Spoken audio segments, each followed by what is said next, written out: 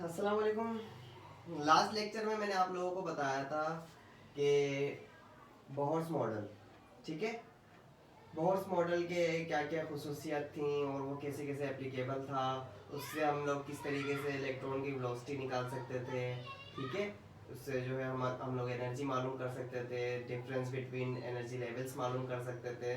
तो बोहर्स ने बहुत सारी चीज़ें उसके जो है वो नोबेल प्राइज़ मिलने का बाइस बनी, लेकिन बहुत सारी चीज़ें उसके जो है वो डिफेक्ट बनी। अब वो डिफेक्ट क्या क्या थे? तो पहला डिफेक्ट मैंने यहाँ पर लिखा हुआ है कि it is only applicable to hydrogen.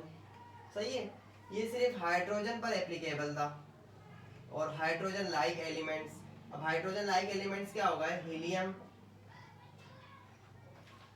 Lithium, helium plus, lithium 2 plus, इस पर भी एप्लीकेबल था, ठीक है। हाइड्रोजन या हाइड्रोजन लाइक एलिमेंट्स के ऊपर ये एप्लीकेबल था। मतलब क्या है? सिंगल इलेक्ट्रॉन वाले,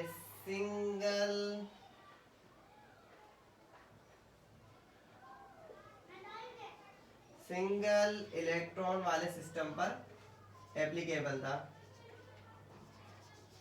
इससे आगे ये फिर फेल हो रहा था। सही है भाई।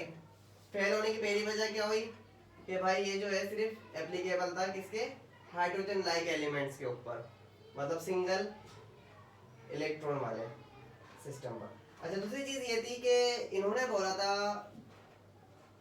बोहर्स ने बोला था कि हमारे पास जो है वो इलेक्ट्रॉन रिवॉल्व कर रहा है न्यूक्लियस के अराउंड, और जो शेल बने हुए हैं ये एक सिंगल प्लेन पे बने हुए हैं, ठीक है।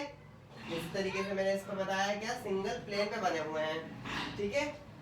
हालांकि हकीकतन जो है वो ये 3 डायमेंशनल क्या होता है? 3 डायमेंशनल प्लेन होता है।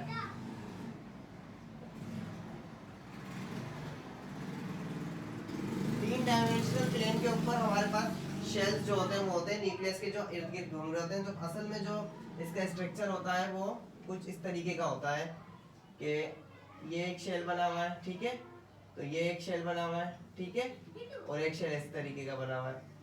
असल में जो इसका वो होता है, जो शेल्स होते हैं वो इस तरीके के होते हैं, जबकि हमें जो है बोहर्स ने क्या कहा था कि सिंगल प्लेन पर बने हुए हैं शेल, ठीक है, सिंगल प्लेन पे इस तरीके के शेल बने हुए हैं, ठीक है। इस तरीके के हम लोगों ने बनाकर दिखाए थे जब हम लोगों ने इसके फायदे बताए थे। अच्छा, तीसरी चीज क्या आती है? चौथी चीज पहले देख लेते हैं। इन्होंने कहा था कि सिर्फ हमारे पास इलेक्ट्रॉन जो है वो सिर्फ पार्टिकल नेचर बताता है। क्या? सिर्फ पार्टिकल नेचर बताता है, जबकि हम लोग जो है वो आगे बढ़ चुके हैं। आगे जो है इसका जो मॉडल है वो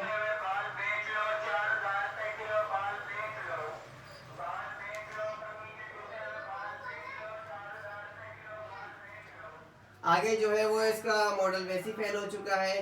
क्या बोल चुके हैं भाई यहाँ पर? इन्होंने बताया था कि पार्टिकल नेचर जो इलेक्ट्रॉन है वो सिर्फ पार्टिकल नेचर रखता है, जबकि हम लोग आगे बढ़ चुके हैं। आगे आकर आप लोग पढ़ेंगे मॉडर्न केमिस्ट्री के अंदर, 1900 के बाद वाली केमिस्ट्री के अंदर, मतलब एयर 1900 के बाद वाली जो केमिस्ट्री है उसके अंदर आप लोग पढ़ चुके हैं कि हमारे पास जो है इलेक्ट्रॉन पार्टिकल नेचर भी रखता है और इलेक्ट्रॉन वेव नेचर भी रखता है, जो आप क्वांटम इफेक्ट वगैरह फोटो इलेक्ट्रिक इफेक्ट में आप लोग पढ़ेंगे, ठीक है।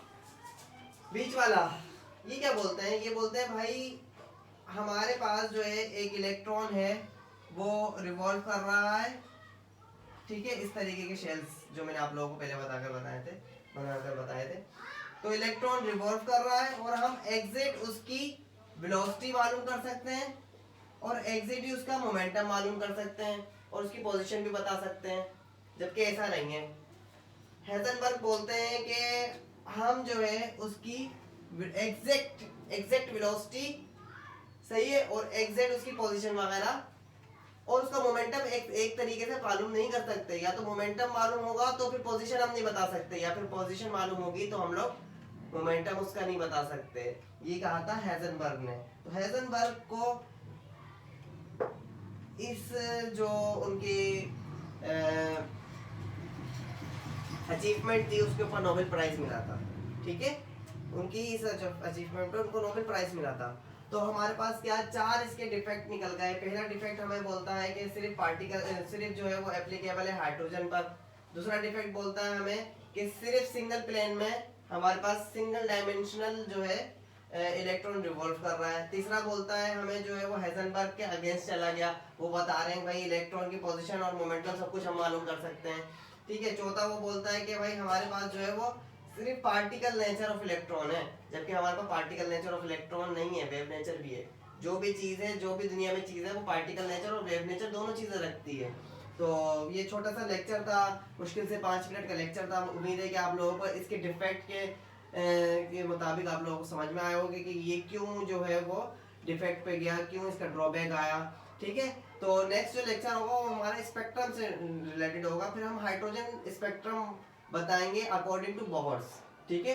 क्योंकि बोहर्स ने बताया था हाइड्रोजन का स्पेक्ट्रम, क्योंकि हाइड्रोजन पर ही एप्लीकेबल था, तो इसका जो है वो हाइड्रोजन के ऊपर ही हम लोग जो है वो रिसर्च करते हैं। हाइड्रोजन के ऊपर ही हम लोग जो है वो पेपर्स वगैरह में आता है हमारे।